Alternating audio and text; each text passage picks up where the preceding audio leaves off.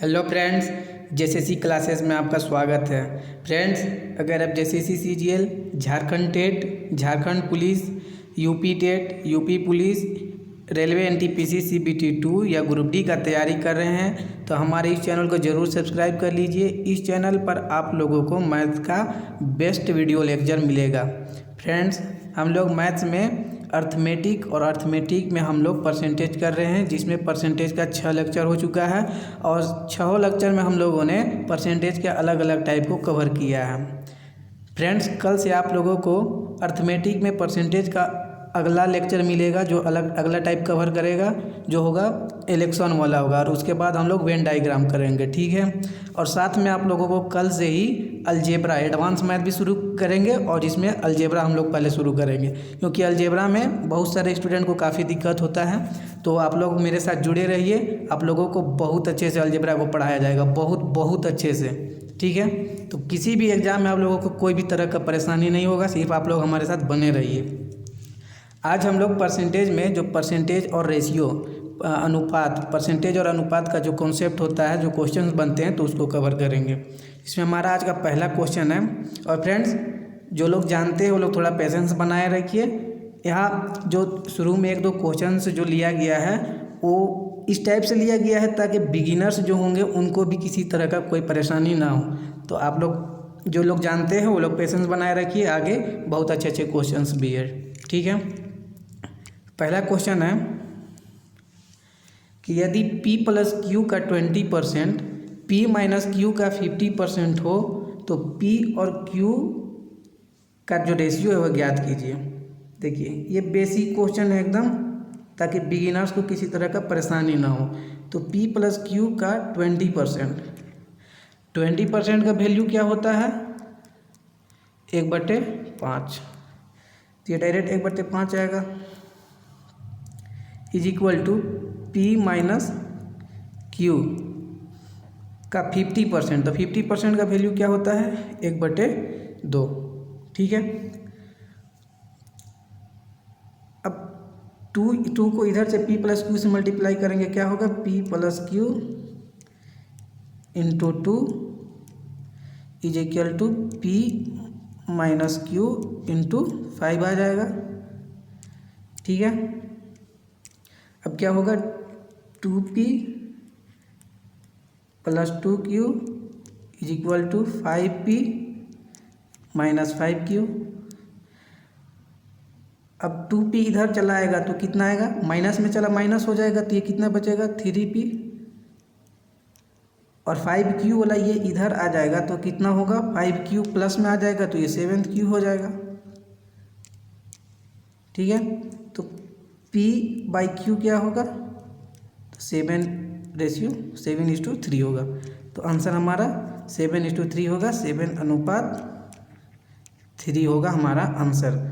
और आंसर यही पूछा था कि P और Q का क्या अनुपात होगा, तो 7:3 होगा, ठीक है। समझ पा रहे हैं? नेक्स्ट क्वेश्चन करते हैं। यदि A का 2/3 इज इक्वल टू B का 75% इज इक्वल टू C का 0.6 हो तो ABC क्या होगा? देखिए,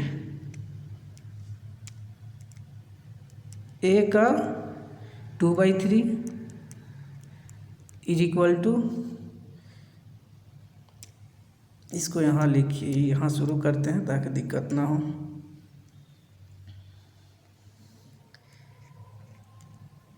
A का 2/3 इज इक्वल टू B का 75%, और 75% का वैल्यू, ये सब बेसिक जो पहला लेक्चर था उसी में आप लोगों को बताया गया था, लेकिन भी आप लोगों को बार बार करके दिखाया जा रहा है ताकि आप लोगों को किसी तरह का दिक्कत ना हो। तो 75% का वैल्यू क्या हो जाएगा? 3/4 बटे में 100 आएगा, परसेंटेज को हटाएंगे तो बेसिक क्लास में ही बताया गया था, ठीक है। तो ये 3/4 आ जाएगा। 3/4 इज इक्वल टू C का 0.6, तो ये 6/10 आएगा, और फिर ये आगे इसको सोल्व करेंगे, ठीक है। अब क्या होगा? चलिए पहले इस दोनों को सोल्व करते हैं, तो ठीक है। तो ये 2A/3 होगा और ये 3B/4 होगा। अब ये क्रॉस मल्टीप्लिकेशन होगा तो ये 8A आ जाएगा और ये कितना आ जाएगा 9b आ जाएगा। तो a/b कितना हो जाएगा, a/b तो 9/8 हो जाएगा। ठीक है, अब इन दोनों को कीजिए, तो ये कितना आएगा, तो 3b/4 और ये कितना आएगा, तो ये 2 से इसको काटिए तो 3 और ये 5, तो 3c/5 आएगा। अब दोनों को क्रॉस मल्टीप्लाई कीजिए तो क्या आएगा, 15b और ये 12c,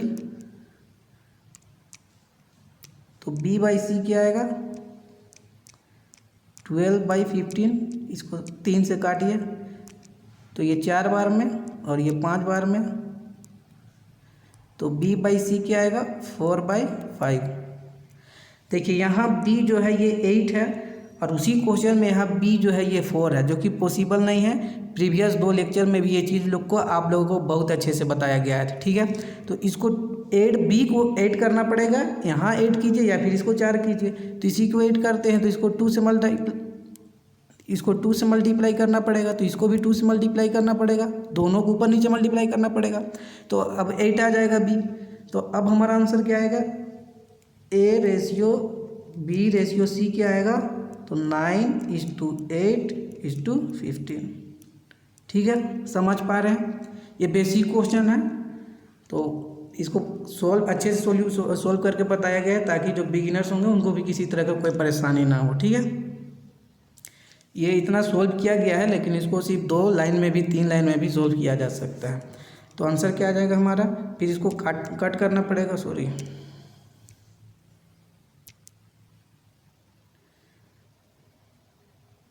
ये 10 आएगा यहाँ, सॉरी ये 10 आएगा, ये 10 आएगा, ये 10 आ जाएगा।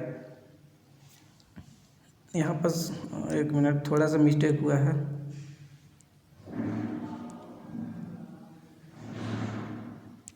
ये इंटू आएगा और ये 5 आएगा। ठीक है, यहाँ थोड़ा मिस्टेक हुआ है तो फिर यहाँ 10 आ जाएगा, तो 9, 8, 10, तो ये आंसर आ जाएगा हमारा। थोड़ा सा गलती हुआ था कैलकुलेशन में। ठीक है, नेक्स्ट क्वेश्चन करते हैं।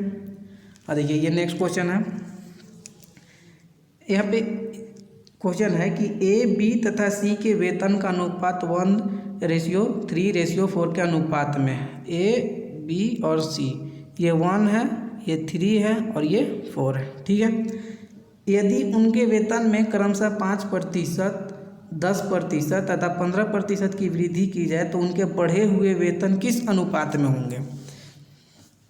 देखिए 1:3:4 में है।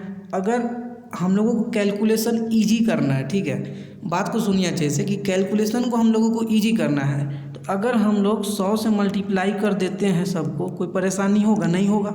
ये भी 100 आ जाएगा, ये 300 आ जाएगा और ये 400 आ जाएगा। अगर फिर से काट देते हैं 100 से तो फिर 1:3:4 में आ जाएगा, कोई प्रॉब्लम नहीं है 100 से मल्टीप्लाई करने में। 100 से मल्टीप्लाई इसलिए किए ताकि हम लोगों को किसी तरह का दिक्कत ना हो सोल्व करने में। ठीक है, कैलकुलेशन हमारा इजी हो जाए। ठीक है, 50 से भी मल्टीप्लाई कर सकते हैं आप, 1000 से भी मल्टीप्लाई कर सकते हैं, आंसर सेम ही आएगा, बस हम लोग को कैलकुलेशन ईजी करना है। अब आगे क्वेश्चन है कि ए का जो वेतन है उसमें 5% का वृद्धि होता है, तो 100 का 5% क्या होगा, 100 का 5% 5 होगा, तो इसमें 5 का वृद्धि होगा। ठीक है, अब इसका बी में 10% की वृद्धि होता है, तो 300 का 10% क्या होगा, 300 का 10% आप लोग निकालिएगा तो 30 आएगा। ठीक है, ये 30 आएगा, तो इसका 30 वृद्धि हुआ और इसका कितना वृद्धि होगा, तो 15%, तो 60 इसका वृद्धि हो जाएगा। देखिए इसको कीजिएगा 15%, तो जो 0 कट जाएगा नीचे से और फिर 15 चौके 60 हो गया। ठीक है, अब पूछा है कि तो बढ़े हुए वेतन किस अनुपात में होंगे, तो इसको पहले जोड़िए कि पहले इतना था अब इतना बढ़ के कितना हो गया, ये 105 हो गया, ये कितना हो गया 330 हो गया और ये कितना हो गया 460 हो गया। ठीक है, अब इसको काटिए, इसको 5 से काटिए तो ये कितना हो गया 5 9 45 और 1 10 5 दूनी 10, इसको 5 से काटिए तो 5 6 30 और ये 30, तो 5 6 30 66, इसको 5 से काटिए 5 दूनी 10 और 5 1 5, तो हमारा आंसर कौन सा होगा 21:66:92 जो कि हमारा ऑप्शन नंबर 3 है। बात को समझ पा रहे हैं? कैलकुलेशन इजी करना था इसीलिए 100 से मल्टीप्लाई कर दिए। रेशियो है, रेशियो को आप किसी से भी मल्टीप्लाई कर सकते हैं, कोई फ़र्क नहीं पड़ेगा। ठीक है, नेक्स्ट क्वेश्चन करते हैं। हाँ, ये अलग टाइप का क्वेश्चन है, ये अलग टाइप का क्वेश्चन है, तो इसको आप लोग अच्छे से देखिए। ठीक है,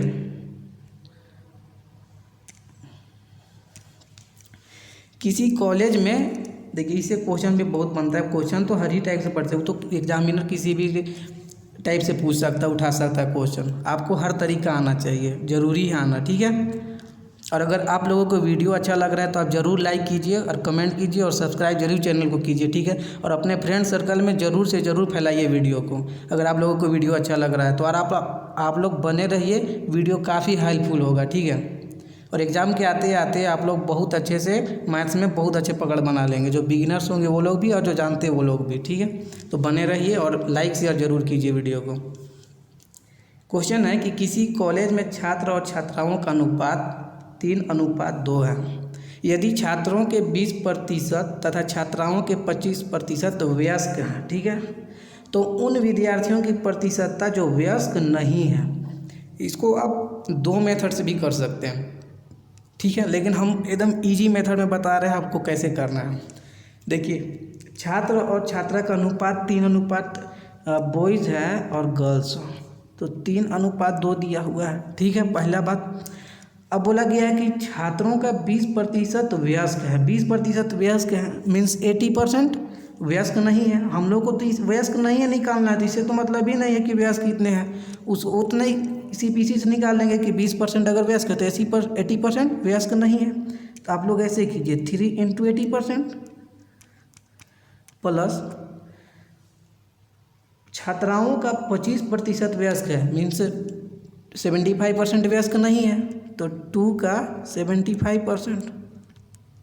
ठीक है, डिवाइडेड बाय ये जो रेशियो दिया हुआ है छात्र और छात्राओं का 3:2, उसको जोड़ दीजिए और नीचे लिखिए। ठीक है, क्या आंसर आएगा? 240% प्लस 150% डिवाइडेड बाय 5, और ये आपका क्या आएगा? 0, 9 और 3 डिवाइडेड बाई 5%, और ये आपका आंसर क्या आ जाएगा? 5 × 35 और 4 × 40, 5 × 8 = 40, 78%। एकदम ईजी से, एकदम ईजी मेथड है। ठीक है, आप दूसरे मेथड से भी इसको कर सकते हैं कि इसको भी जैसे प्रीवियस लेक्चर में हम लोग किए, प्रीवियस क्वेश्चन में कि 100 से मल्टीप्लाई कर दिए, तो वैसे भी कर सकते हैं, लेकिन ये इजी है एकदम, इसीलिए आप लोग ऐसे ही कीजिए। ठीक है, तो आंसर हो जाएगा आपका ऑप्शन 3। तो इसी मेथड से आप लोग भी बनाइए। ठीक है, नेक्स्ट क्वेश्चन करते हैं। सेम ऐसे ही है, 2 क्वेश्चन दिए हैं ताकि आप लोगों को क्लियर हो जाए ये चीज़। क्वेश्चन है कि किसी स्कूल के लड़कों की संख्या और लड़कियों की संख्या का अनुपात 4:1 है। ठीक है, बॉयज़ और गर्ल्स,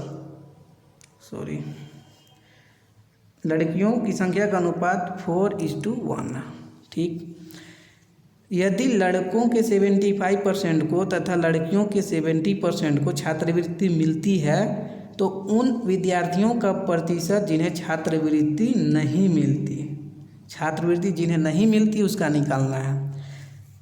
लड़कों में 75% को छात्रवृत्ति मिल रहा है मीन्स 25% को नहीं मिल रहा है।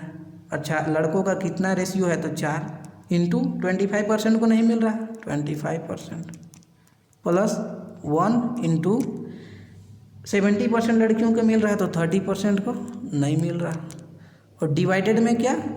दोनों रेशियो का जोड़, तो ये 5 होगा, बॉयज़ और गर्ल्स के रेशियो का जोड़। ठीक है, तो ये 5 हो जाएगा, 4 और 1 5, ये 100% आएगा, और ये 30% आएगा, प्लस में 5, इसको इधर लिख रहे हैं, तो ये कितना आ जाएगा? 130% डिवाइडेड बाई 5, और ये कितना आ जाएगा? 5 दूनी 10 और 3 30, 5 36, तो 26%, जो कि ऑप्शन कौन सा है? 4। समझ पा रहे हैं कैसे करना है? सॉल्यूशन समझ पा रहे हैं एकदम? बहुत ईजी है और क्वेश्चंस भी बनता है।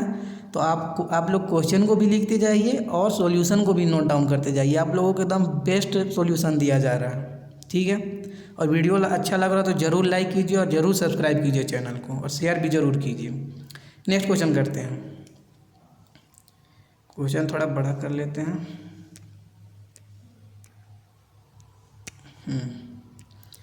क्वेश्चन है कि राम के व्यय, देखिए ये नेक्स्ट क्वेश्चन है और ये भी बहुत अच्छा लेवल का क्वेश्चन है, ठीक है। नेक्स्ट टाइप का है, रेशियो में ही, पर रेशियो परसेंटेज में, और बहुत अच्छे लेवल का क्वेश्चन है। तो ध्यान से सॉल्यूशन को देखिए। रमा के व्यय तथा बचत में 5:3 का अनुपात है, ठीक है। व्यय तथा बचत, देखिए राम है, रमा है, यहाँ व्यय और बचत, ठीक है। बचत, व्यय कितना है 5 अनुपात है, और व्यय कितना, व्यय 5 अनुपात है और बचत 3 अनुपात है। आय क्या होता है? आय, किसी व्यक्ति का आय पूछिएगा तो क्या बताएगा कि बचत कितना, आप बताएगा कि बचत प्लस व्यय, इन दोनों का योग ही व्यय।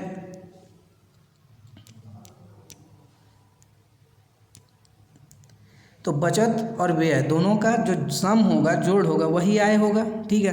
तो आय क्या होगा, आय का रेशियो क्या हो जाएगा, तो 5 + 3 को जोड़ेंगे तो 8 हो जाएगा, ठीक है। समझ पा रहे हैं? अब फिर इसको हम फिर से 100 से मल्टीप्लाई कर देते हैं ताकि हम लोग का सॉल्यूशन आसान हो जाए। तो ये 500 आ जाएगा, इंटू 100 कर लीजिए, इंटू 300, इंटू 800। अब आगे क्वेश्चन है कि यदि उसकी आय में 12% तथा व्यय में 15% की वृद्धि हो जाए,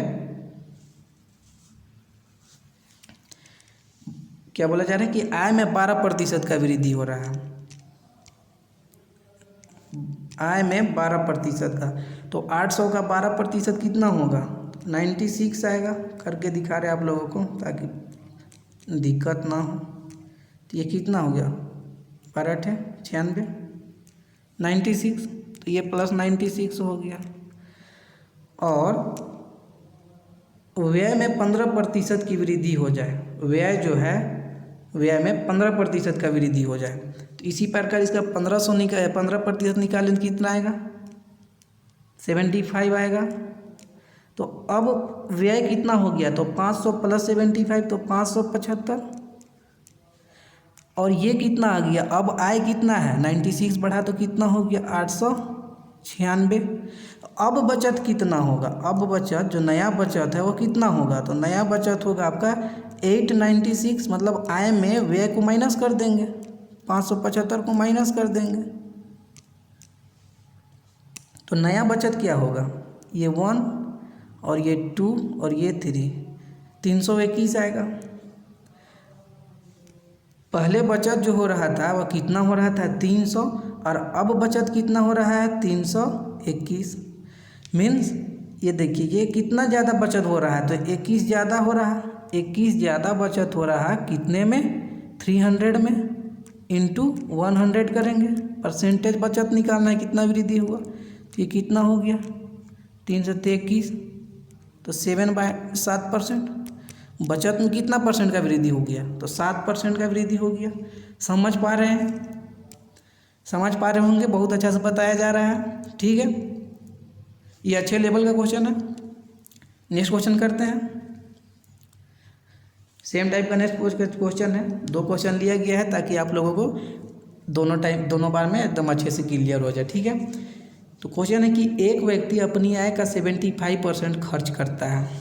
देखिए खर्च 100% उसका वेतन है, उसमें 75% खर्च कर रहा है। खर्च कितना है, 75%। अगर 75% खर्च कर रहा है तो बचत कितना होगा उसका, 25%। आय कितना होगा, 100%। परसेंटेज सम पे कैंसिल हो जाएगा। उसके बाद 25 से आप क्या काटिए इसको, तो 25 या 75, ये 1 और ये 4, ठीक है।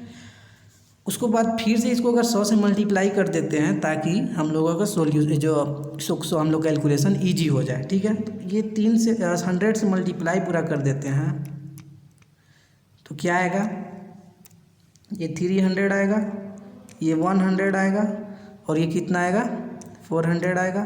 ठीक है, क्वेश्चन क्या है हमारा, अब उसकी आय में 20% की वृद्धि हो जाए। 20%, 400 का 20% कितना होगा करके आप लोगों को दिखा रहे हैं ताकि आप कोई परेशानी ना हो। ठीक है, तो मुंह से बनेगा लेकिन बस ऐसे ही 80 आएगा, तो प्लस 80 करेंगे। ठीक है, वृद्धि होने पर वह अपने खर्च में 10% वृद्धि कर देता है। खर्च उसका खर्च 300 है, उसमें से वो 10% बढ़ा देगा, तो कितना होगा 300 का 10% तो 30 होगा, ये प्लस 300 होगा। तो अब कितना खर्च हो रहा, ये सॉरी 30 होगा, ये 30 होगा, गलती हो गया।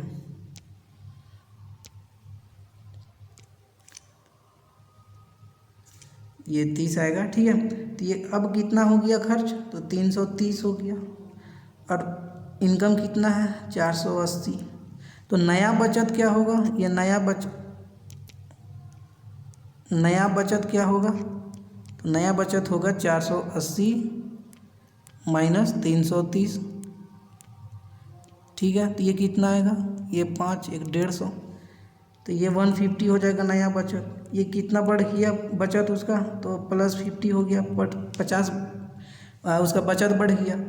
अगर 50 बचत बढ़ रहा है तो इसको परसेंटेज में बदलेंगे, तो कैसे बदलेंगे कि 50 उसका बचत बढ़ गया कितने में, इस 100 में। पहले बचत कितना था 100 में, तो 100 को बेस मान कर ही निकालेंगे, तो ये कितना आ जाएगा 50%। तो बचत में कितना वृद्धि हुआ, 50% का बचत वृद्धि हुआ। ठीक है, दोनों क्वेश्चन सेम टाइप का था। सॉल्यूशन को अच्छे से देखिए, समझिए। ठीक है, नेक्स्ट क्वेश्चन करते हैं। कोई व्यक्ति अपनी आय का 80% खर्च करता है। यदि उसकी आय में 16 से ही 2/3% की वृद्धि हो जाए तथा महंगाई के कारण उसके खर्च में 37.5% की वृद्धि हो जाए, तो उस व्यक्ति की वर्तमान प्रतिशत बचत ज्ञात कीजिए। वर्तमान का बात कर रहा है। ठीक है, ये जो प्रीवियस 2 क्वेश्चन था उससे थोड़ा सा हट के है, यहाँ पे क्वेश्चन थोड़ा सा दूसरा बोला गया। ठीक है, यहाँ पे खर्च हो गया और ये हो गया आपका बचत और ये हो गया आय। 80%, 80 तो ये कितना बचत करेगा 20 आउट ऑफ कितना 100। ठीक है, 100 मान रहे हैं। अब आगे क्वेश्चन क्या है, देखिए हम लोगों को इजी करना है सॉल्यूशन, इसीलिए 100 से फिर से 100 नहीं, इस बार 10 से मल्टीप्लाई कीजिए। 10 से मल्टीप्लाई कीजिए ताकि हम लोगों को कैलकुलेशन इजी पड़े। तो ये 200 आएगा और ये 1000 आएगा। क्वेश्चन है आगे है कि आय में 16 से ही 2/3% की वृद्धि हो जाए। तो 16 से ही 2/3% कितना होगा, तो 50/3% होगा। 16 से ही 2/3% कितना होगा, तो इसका वैल्यू होगा,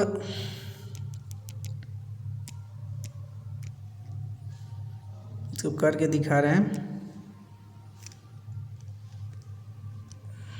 क्वेश्चन को पढ़ लिए हैं। ठीक है, 16 से ही 2/3%, इसका वैल्यू क्या होगा 50/3%। और इसको जब फ्रैक्शन में कन्वर्ट करेंगे तो ये इंटू 1/100 आ जाएगा और ये 2 बार में कटेगा तो 1/6। अगर पहले उसका आय 6 था तो अब कितना बढ़ गया, 1 बढ़ गया, तो अब कितना हो गया, तो 1000 का 7/6। ठीक है, 7/6 हो गया। और उसके खर्च में इतना वृद्धि हो गया 37/1/2, 37 सही 1/2%। तो 37 सही 1/2% का वैल्यू क्या होता है, 1/2% का वैल्यू क्या होता है, तो ये इसका वैल्यू होता है 3/8। ठीक है, तो 800 का 3/8 निकालेंगे। सॉरी, ये 11 वृद्धि हो रहा है 8 में, 3 का वृद्धि हो रहा है तो 11 ऊपर में आएगा,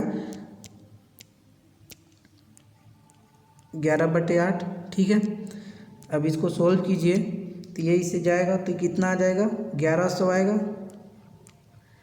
और फिर ये इससे कटेगा तो ये आपका 3 और ये 500, तो 7 बचे 3500। Divided by 3। तो अब बचत क्या होगा इसका, अब बचत क्या होगा, तो 3500 डिवाइडेड बाई 3 माइनस 1100। ठीक है, तो ये इसको आप सोल्व कीजिएगा तो कितना आएगा ऊपर में, 11 तिया 3300, तो 3500 में तो ये 200/3। ठीक है, तो बचत, अब नया बचत क्या हो गया, ये नया बचत है, ये आपका नया बचत आ गया 200/3। ठीक है, तो क्वेश्चन अब हमारा क्या है कि वृद्धि हो जाए तो उस व्यक्ति की वर्तमान प्रतिशत बचत ज्ञात कीजिए। तो वर्तमान बचत प्रतिशत ज्ञात करना है, तो बचत वर्तमान कितना हो रहा है, तो 200/3। और वर्तमान आय क्या है, तो वर्तमान आय हमारा ये है वर्तमान आय। ठीक है, तो इसको नीचे लिखेंगे, उसी के रिस्पेक्ट में निकालना है तो उसको नीचे लिखेंगे। तो ये 35 यहाँ 3500 यहाँ आएगा और ऊपर में 3 चला जाएगा, इंटू 100 करेंगे क्योंकि प्रतिशत निकालना है। ठीक है, ये इससे जाएगा, ये इससे जाएगा, के बाद ये हो गया कितना, 5 सत्ते 35, 5 सत्ते 35 हो गया, और ये 5 चौके 20। कैलकुलेशन को जो गलती हो रहा,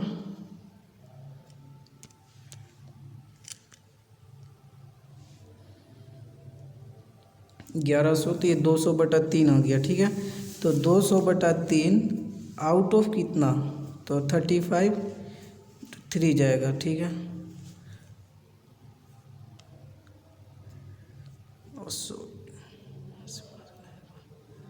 एक मिनट यहाँ बस गलती हो रहा, 5 सत्ते 35 हो गया, और ये कितना जाएगा, 5 दूनी 10 तो 20। तो ऊपर में क्या आएगा, 2 × 20 डिवाइडेड बाय 7, और ये फिर आगे क्या होगा, तो ये 40/7। तो ये क्या आ जाएगा आपका 5 सही 5/7%। ठीक है, तो हमारा आंसर ये आ गया।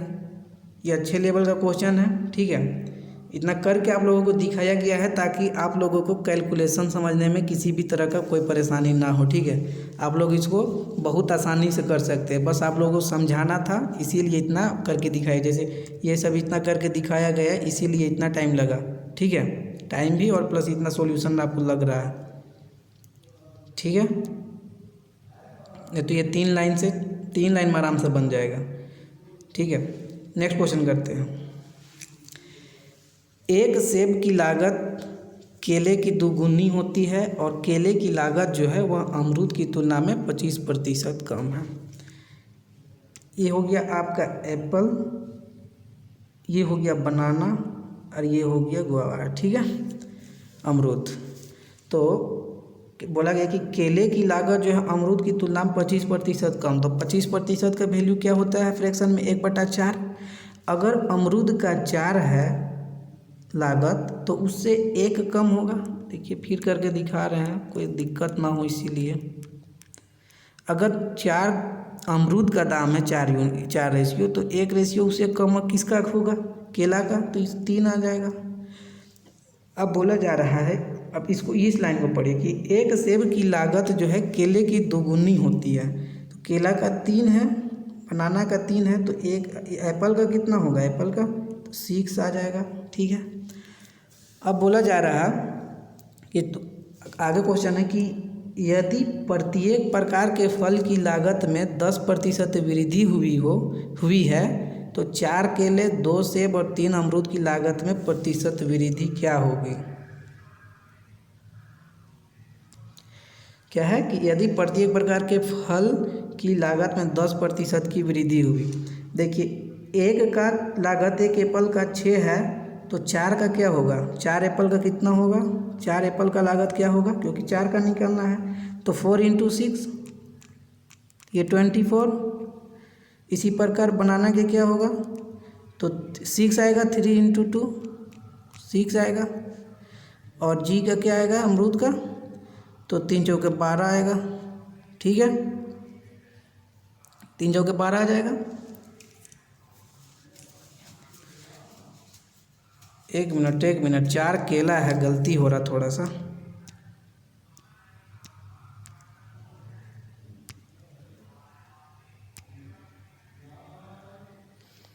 एक मिनट, ये 4 केला का और केला हमारा 3 है।